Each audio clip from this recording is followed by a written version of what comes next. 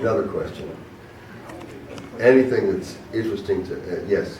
Was there anything special that you did to get like into character before an episode? Besides the makeup?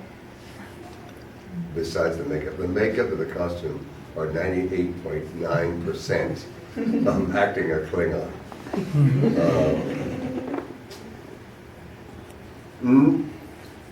No, I mean, if I had long speeches, I just prayed that I could get through them on the master, because on a master you don't cut. You have to do the first shot you do is a master shot, or maybe it's the last shot, depending who the director is.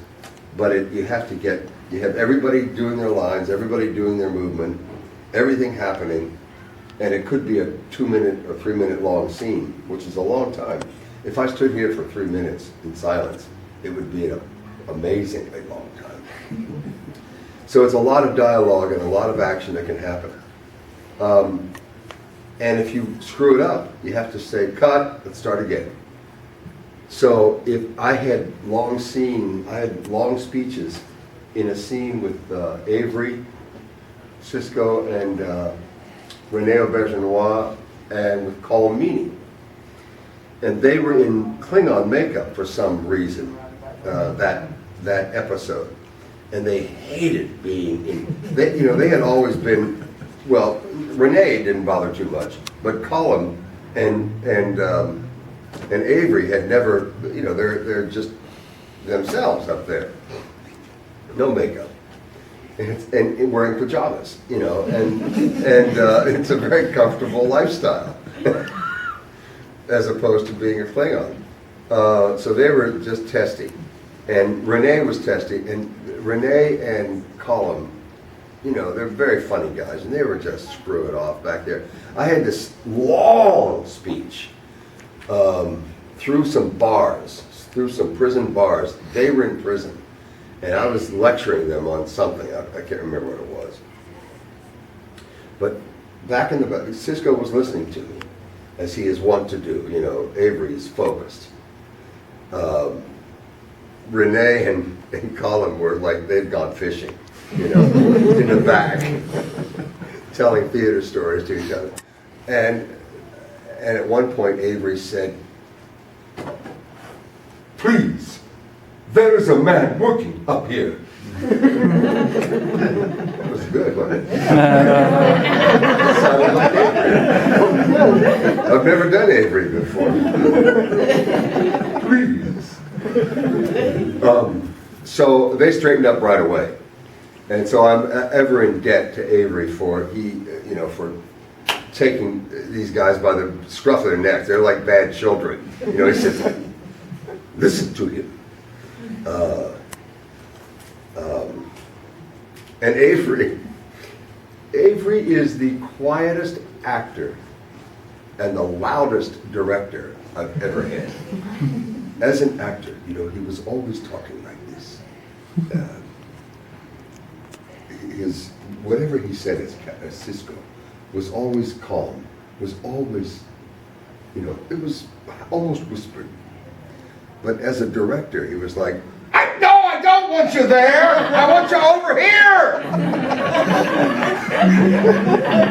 And I was sitting literally in a chair off stage. He directed one of the great episodes of Star Trek was Far Beyond the Stars, which is about anybody know what that episode was about?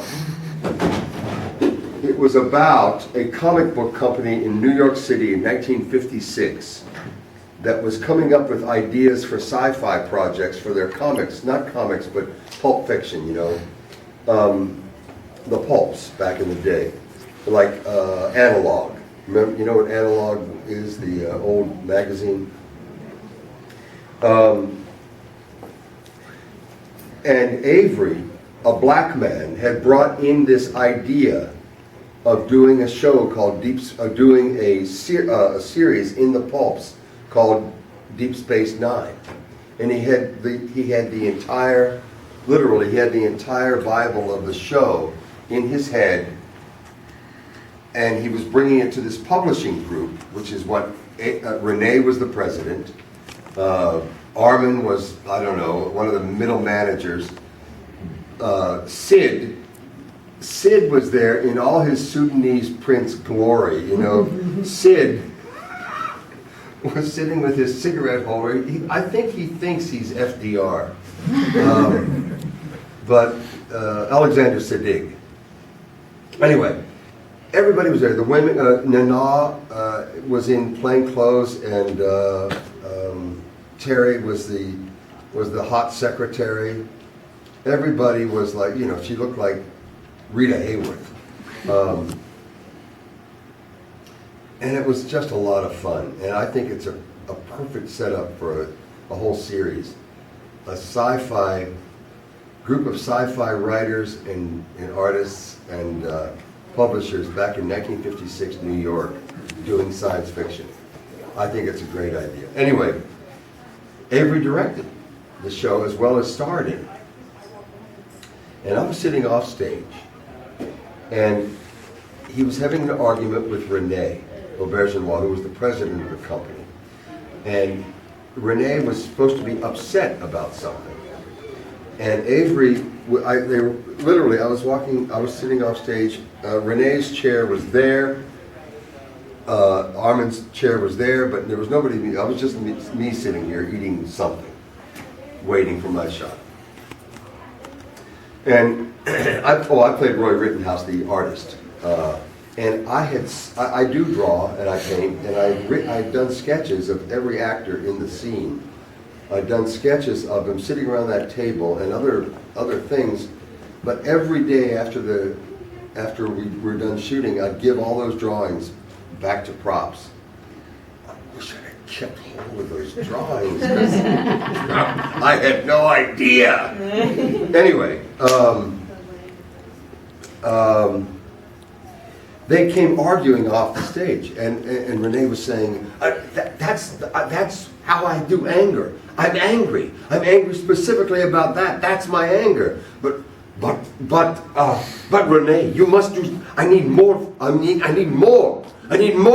A deeper anger. That was my deep anger.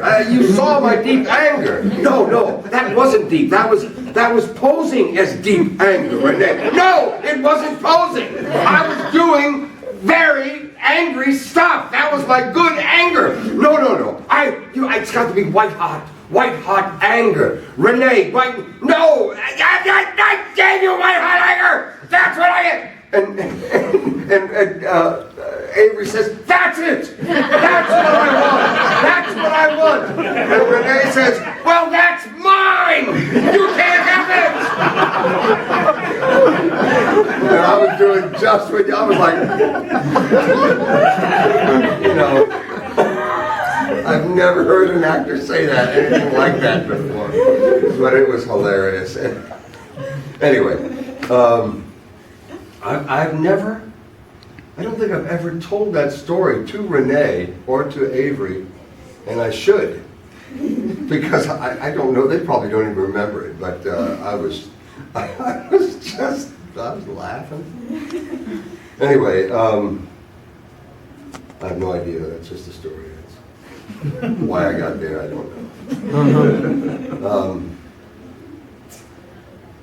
So you asked me something. Somebody asked me something. What was it?